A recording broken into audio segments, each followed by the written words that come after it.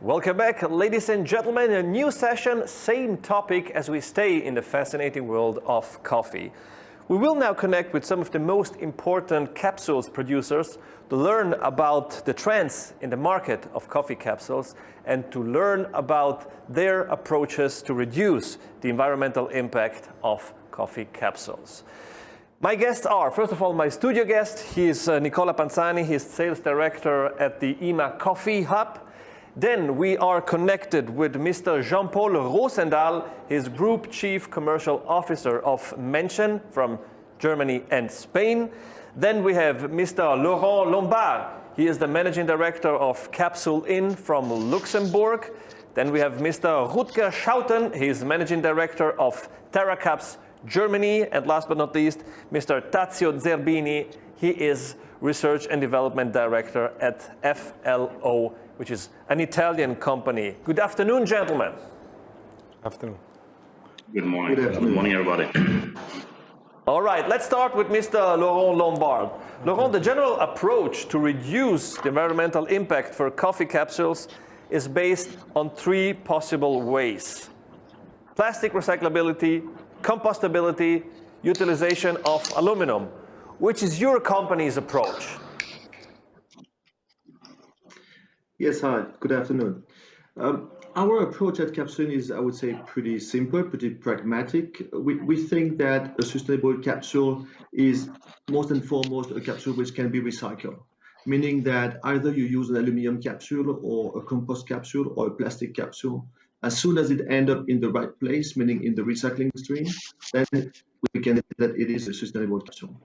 So I would say that very important is to be able to offer all capsules to our customers, and our customers have to decide depending on their country where they live, because the recycling streams are not the same in each country, depending on the area as well, depending on the law, depending on the legal framework, and obviously depending on the people behavior, meaning the end user. Are they used to recycle? Are they used to do the sorting of the capsule? So all of that is very important for us, meaning that we are offering all capsules, the aluminum, the compost, the plastic, and this is our customer that have to choose which one is the most sustainable in the country of destination of our customer. Thank you very much. Jean-Paul Roosendaal, which is your approach or your company's approach to these topics? Yeah, exactly. Good afternoon. The company Mensen is always been very innovative in the capsule market. So we have been the first to go into co-injection high barrier capsules. We are now the first going into compression molding, and our focus is clearly on recyclable ready plastics. We have that available at this moment, and the first capsules we have produced already from 100% recycled plastic material. With compostable capsules, we are rather skeptic. Bio-based and biodegradable plastics are only perceived better for the environment, in our opinion. It is a fact that bio-based plastics causes a lot more CO2 emission, and even if it is in the right waste bin, there's a lot of debate about the plastic residues. So at Mensen, we look at three things: that is performance, economics, and sustainability. And compostable capsules not always give a good performance, is expensive, and there's a lot of debate about compostability. Nonetheless, Mensen is capable of supplying compostable capsules at this moment, whereby we have a innovation there in the lid. The lidding is a very important lidding film, which is also compostable. Aluminium, it's the same. We're able to supply aluminium capsules in the end of the year, but aluminium is of course only for a part of the business, because then we're looking at Nespresso compatible. But what about Dolce Gusto, K-Cup, and what have yous? There are a lot of other capsules that are all remain out of plastic. Therefore, to tell you, Mensen our focus is on recyclable, ready plastic barrier capsules. That's the best option. we already provide recycled material for our capsules, and that is clearly the drive that we have. So we are driven towards recyclable ready capsules, including the lidding film. All right, thank you very much. Rutger Schouten, what about your company? Yeah, thank you so much for the opportunity. And I'm very glad that today we are talking about reducing environmental impact. This has been the focus of TerraCaps from the very start of our company. We strongly believe that reducing environmental impact has everything to do with the combination of quality and sustainability enforcing each other. And for this, TerraCaps has developed a unique oxygen barrier technology, which provides an oxygen transmission rate comparable with an aluminium capsule, while being worldwide certified industrial compostable. Therefore, our capsules combine the compostability with a very high oxygen barrier. Furthermore, we combined quality and intelligence of design by combining a maximum content of the capsule with a maximum functionality. And we did this by creating the largest possible content in a compostable coffee capsule, namely 13.4 cubic centimeters, in order to enable a large amount of coffee being filled in the capsule. Of course, the more coffee you can fill within the capsule, the more flexibility exists for allowing the highest quality in cup. And an excellent functionality in the Nespresso machines was achieved by TerraCaps in the first period after our start by carefully honing and fine-tuning the design of our capsule, talking about hundreds of millimeters, using the user experience of hundreds of millions of our capsules sold. And to complete the sustainability combination package, we have worked hard to make TerraCaps the first certified CO2 neutral compostable capsule in the world. All our customers can use the certification and the logo to show the consumers that the capsule is CO2 neutral. Also, this aspect of our capsule is valued highly by our customers and also by the consumers. And it makes us at TerraCaps very proud that the quality sustainability combination strongly resonates in the market and that the quality of our capsule is being confirmed from the market worldwide. An interesting example can be found in last year's test of the British newspaper Independent of 24th of September 2019. Of this test, the test winner, as well as the number 2 and the number 3, all used TerraCaps capsules. Thank you. Thank you, Rutger Schouten. Last but not least, Tazio Zerbini, what about your company? Well, you know, we are converters, and so let's say that we have the capability to work with different materials and different technology. And for the packaging market, there's no doubt that recycling is always a very good option of life. And we have put in place, this is called the Zero Waste Project, in which we wanted to demonstrate that it is possible to recycle basically every kind of material, every kind of plastic, even PS. So we have a project that is called Revending, and where we collect also the vending cups made in PS. Or we have made a very nice bar with a very big 3D printer to demonstrate, to show that it's possible to recycle even PLA. So we wanted to develop this kind of concept.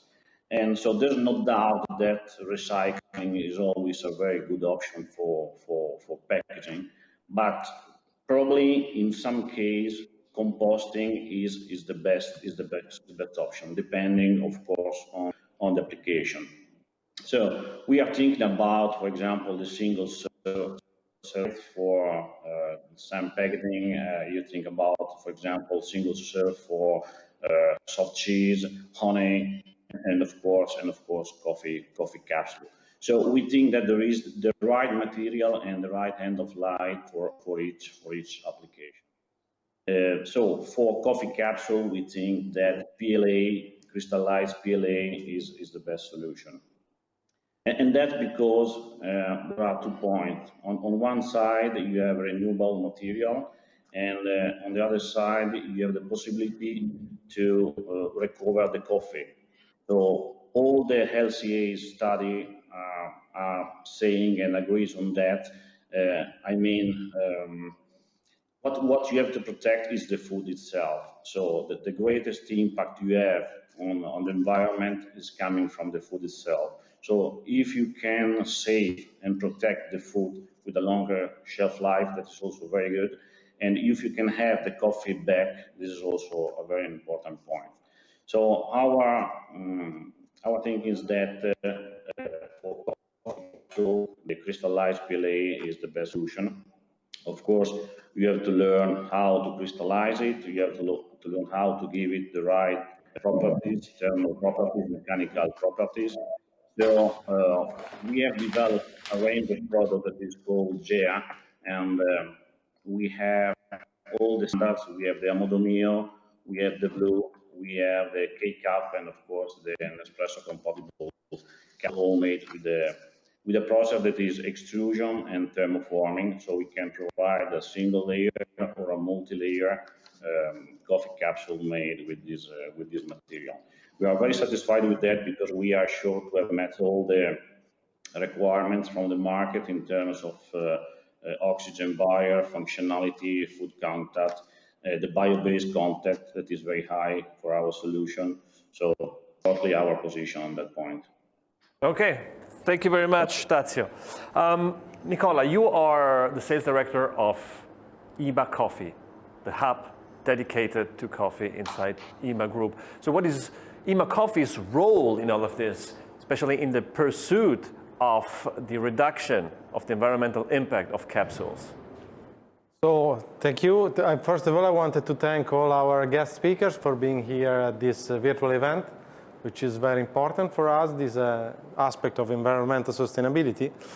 Our mission in that is to work together with them in order to be able to allow all these new materials to run on our machines in order to guarantee the good performances of the products for our customers.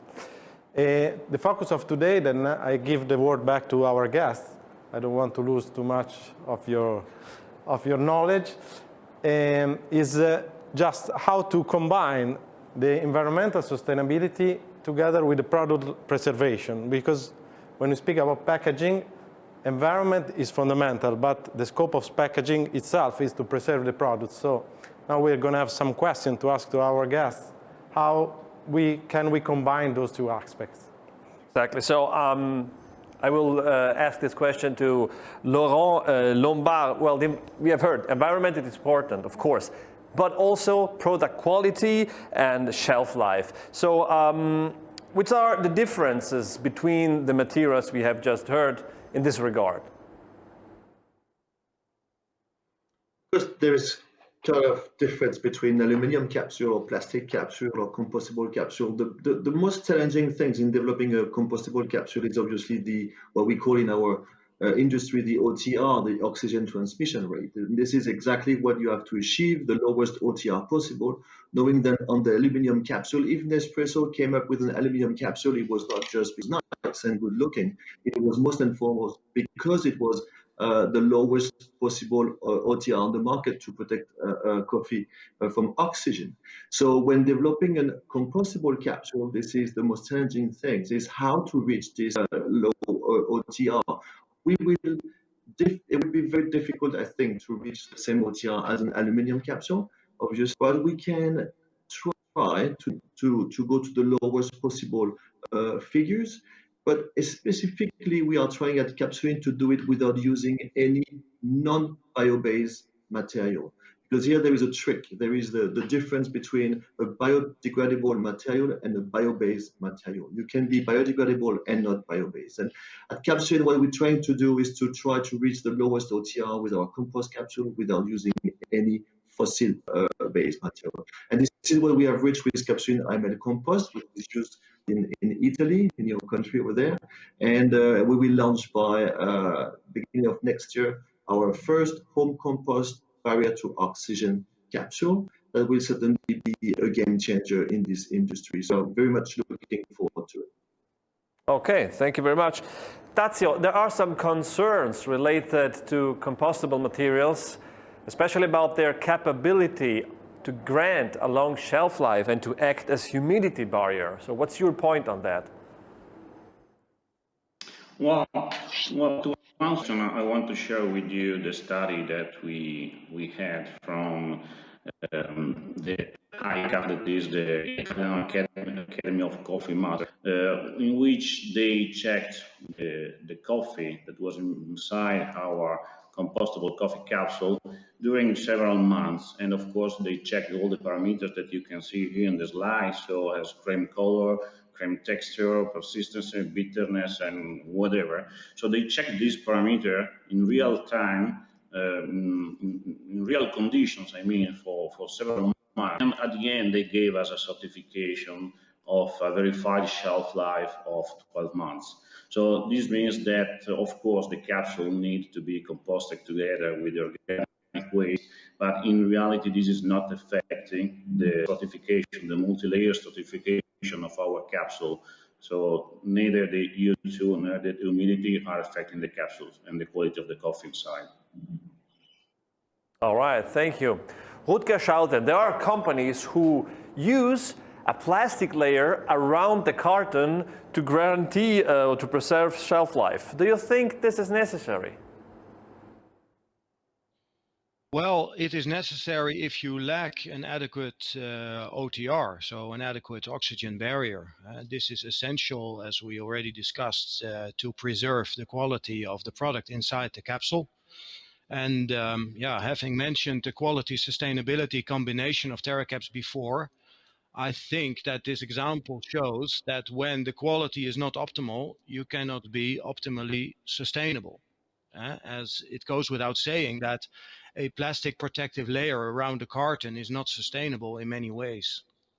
So about your question, if I think that it's necessary, I answer that provided that a capsule producer produces also a good quality oxygen barrier in its capsules, it is not necessary. And at TerraCaps, we are strongly against such a method, as it is clearly not sustainable. Okay, thank you very much. Jean-Paul, is it difficult to find the right balance between shelf life and quality, between environmental impact and price? What do you think is the right answer to these aspects? We at Manson always look at the three different things, performance, quality, and economics. Plastic materials will stay in the world, and the world cannot do without. The barrier capsules in plastics are doing extremely well in performance and economics. And now that Manson is introducing the recyclable ready monomaterial capsules for Dolce Gusto and Nespresso, having that compatible solutions for the market, this is fitting the new circular economy. So it can be recycled, and plastic recycling in the waste streams are advancing very fast in Europe. We cannot say that is the case with compostable capsules. The compostability of the compostable home industrial compostable capsule is very much under discussion. How much plastic waste will be in the environment after the capsule is biodegraded and etc.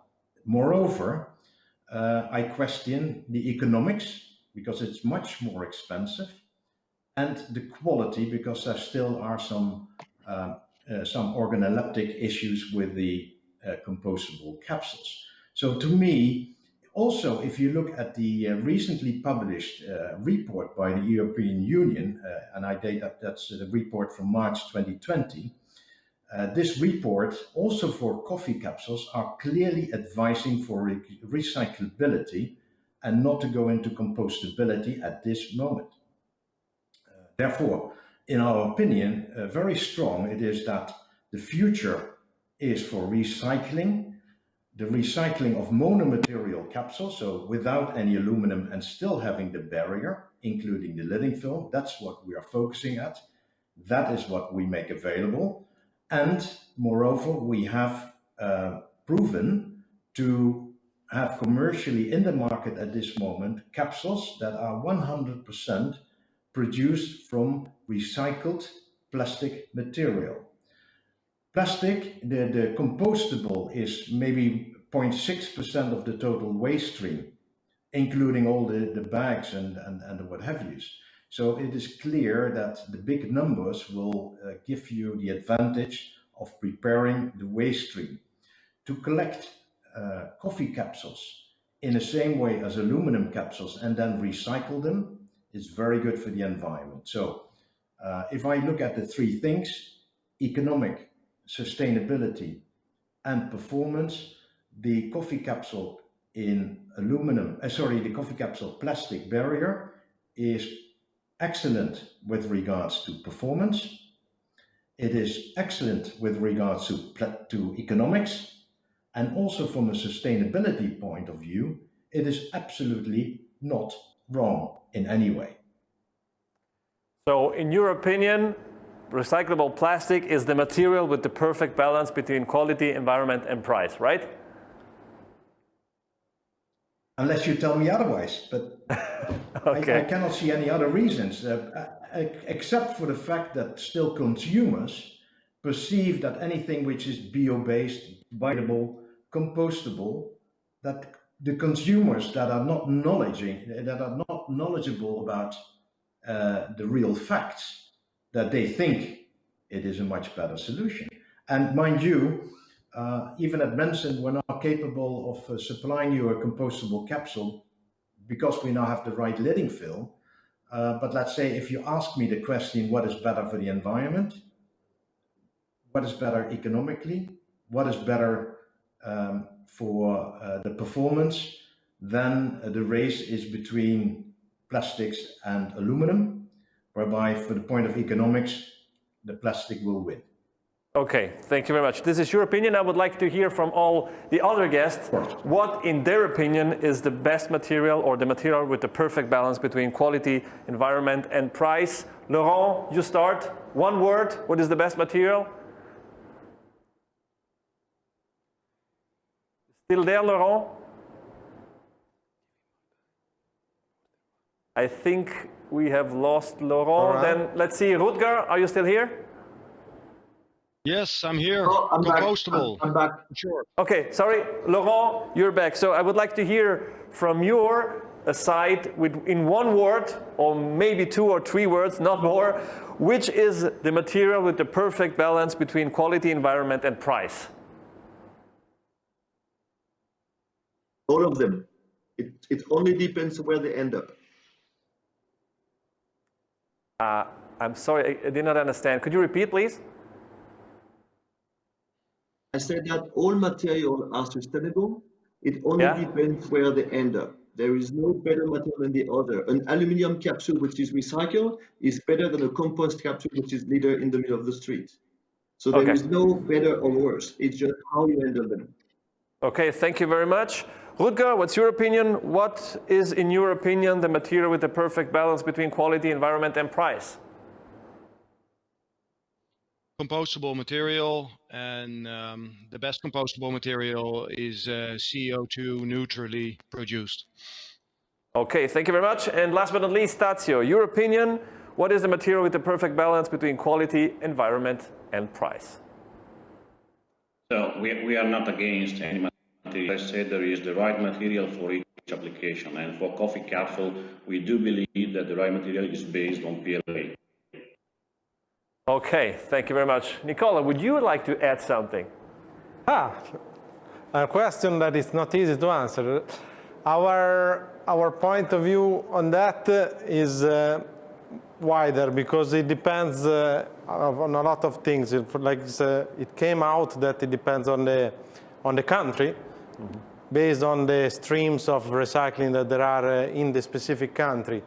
Depends on the capability to recycle, because depending on the recycling stream first, the selection stream after, and the processing of the scrap at the end. So unfortunately I don't have an answer. And can we say that in developing countries it's more, it points more towards the direction of compostable capsules, and in developed countries, maybe plastic or aluminum? It's not even like that, because in developing countries, they might not have compostable plants to process compostable products. In the developed countries, they have. Okay. So it's not one answer. Compostable doesn't mean that you can throw it somewhere into nature. All right. Okay, well then, thank you very much, Nicola. Thank you very much to my guests, Jean-Paul, Laurent, Rutger, and Tazio, for being with us. We have learned quite a lot about the fascinating world of coffee capsules. With that being said, we've come to the end of this interesting session. Thanks a lot for watching, and see you in a couple of minutes for the next one. Thank you.